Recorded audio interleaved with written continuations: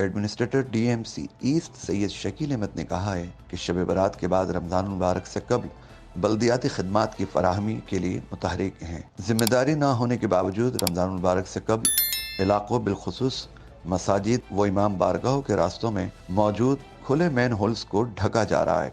इन ख्यालात का इजहार उन्होंने फोकल पर्सन इम्तियाज़ भुट्टो, सुपरिटेंडिंग इंजीनियर सलमान मेमन और डिप्टी डायरेक्टर इरशाद अली के हमरा मैन होल कवर्स और महमूदाबाद में रोड कारपेटिंग के काम के मुआयने के दौरान किया।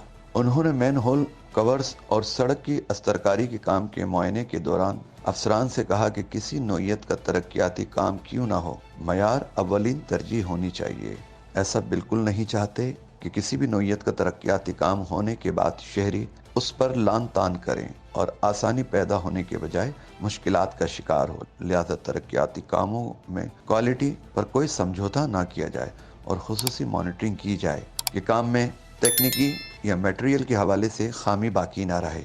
उन्होंने कहा कि बल्दियाती सहूलियात की फराहमी में किसी किस्म की कोताही बर्दाश्त नहीं की जाएगी। मजीद वीडियोस देखने के लिए हमारी वीडियो को लाइक करें, सब्सक्राइब करें और बेल आइकन को जरूर क्लिक करें ताकि आने वाली वीडियो आप तक बआसानी पहुंच सके।